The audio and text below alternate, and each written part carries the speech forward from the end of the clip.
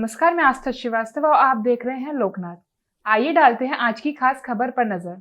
SAF में पदस्थ पुलिसकर्मी की हत्या कर शव को फेंक दिया गया। एसएएफ बटालियन के पीछे ही पुलिसकर्मी का शव मिला है। मृतक पुलिसकर्मी की पहचान अनुराग राजावत के रूप में हुई है। पुलिस ने मृतक के पिता और भाई को बाइक लेकर भागते हुए पकड़ा। एक रोज पूर्व मृतक का अपने ही पिता और भाई के साथ झगड़ा हुआ था। झगड़े में मौत के बाद मृतक के शव को ठिकाने लगाने की भी प्लानिंग की गई थी।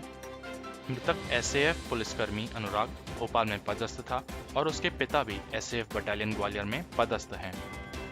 घटना का मौका मुआयना करने पुलिस मृतक के पिता और भाई को लेकर उनके निवास पर पहुंची। थाने के पुलिसकर्मी गश्त पे थे।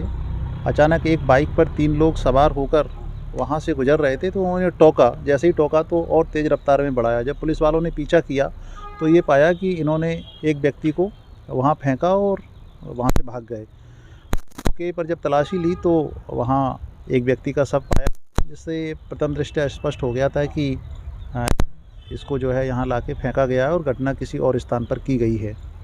रात में उसकी पहचान नहीं हो पाई थी, सबको मरचुरी में भेज दिया गया था। इसके बाद आज सवेरे जब उसकी पहचान हुई तो उसका नाम अनुराग राजावत होना ज्ञात हुआ, जो भोपाल जिला बल में आरक्षक चालक के पद पर पदस्थ है। उसका पिता सुखबीर राजावत 13 बटालियन एसएएफ ग्वालियर में सी कंपनी में हेड कांस्टेबल के पद पर पदस्थ है, जो पुरानी पुलिस लाइन में ही सरकारी आवास में निवास करते हैं। जब सुखबीर से इस घटना के बारे में पूछताछ हुई और स्पॉट का विजिट किया तो ये पाया कि घटनास्थल पर काफ़ी चीज़ें अस्त व्यस्त है। कुछ दीवार वगैरह टूटी हुई भी पाई गई है, कुछ सामान भी इधर उधर बिखरा पड़ा है। इस बारे में सुखबीर ने ये बताया कि ये 3 दिन पहले उनका बेटा भोपाल से यहाँ आया हुआ था। इसकी शादी नहीं हुई और ये नशा करने का आदी है। तो कल सवेरे 10 बजे से इनके बीच में झगड़ा हो रहा था। उसी झगड़े में इनका ये कहना है कि बात आगे बढ़ गई और इसके बाद में इन्होंने अपने घर के अंदर अनुराग को हाथ पैर बांधकर पटक दिया। वहीं वो गाली गुप्तार भी करता रहा।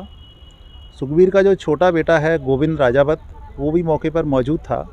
इनके बीच में हाथापाई हुई है।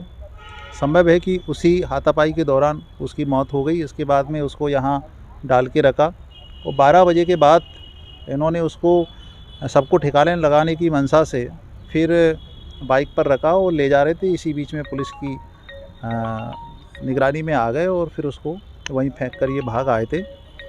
जब हमने इस संबंध में गोविंद राजावत से पूछताछ की तो उसने भी अपना गुनाह स्वीकार कर लिया है।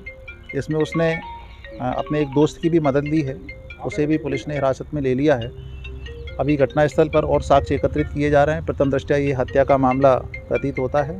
इसमें पीएम के बाद में आगे वैधानिक कार्रवाई की जाएगी। क्या लगता है हत्या के पीछे का मूल कारण क्या रहा? बेसिकली ये पारिवारिक मामला था। वो नशा करता था और नशे में वो परिवार सहित सभी लोगों को गाली गुप्तार करता था। कई बार झगड़ा और मारपीट भी उसने किया है।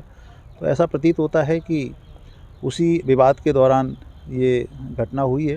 लेकिन बाद में जब चूँकि उसकी मौत हो गई थी तो फिर इन्होंने सबको ठिकाने लगाने और ख़ुद को बचाव करने की नीयत से ये पूरे घटनाक्रम को प्लान किया था। लेकिन फिर ऐन वक्त पे वो उनकी योजना फेल हो गई। आरोपी की गिरफ्तारी हो चुकी है? अभी चूँकि लिखापड़ी स्टार्ट की है हमने, इन्होंने अपना जुर्म स्वीकार कर लिया है। फ़िलहाल पुलिस हिरासत में है और आगे की कार्रवाई जारी है। इसमें कितने आरोपी बनाए गए टोटल? इस संबंध में पूछताछ की है तो चूँकि मौके पर 2 व्यक्ति देखे गए थे, जिनमें से एक की पहचान गोविंद राजावत के रूप में हुई थी। उसने भी अपने दोस्त का नाम स्वीकार कर लिया है, उसे भी हमने अपनी अभिरक्षा में ले लिया है। आगे इसमें इस पूरे घटनाक्रम में और कौन कौन शामिल है, इस संबंध में पूछताछ के बाद फिर और साक्ष्य बढ़ाया जाए। कहाँ लगाने जा रहे थे? इनका ये कहना है कि शहर से बाहर कहीं एकांत में इसको ठिकाने लगाते, परंतु जैसे ही पुलिस की इनके ऊपर निगाह पड़ी तो उन्हें लगा कि वो पकड़े जाएंगे, इसलिए फिर उन्होंने यहाँ से आधा किलोमीटर दूर सुनसान स्थान पे सबको फेंका और वहाँ से वो गायब हो गए। ऐसी ही वीडियोस को देखने के लिए आप हमारे YouTube चैनल को सब्सक्राइब करिए। साथ ही हमारे अन्य सोशल मीडिया हैंडल्स जैसे कि Facebook और Instagram को भी आप फॉलो कर सकते हैं।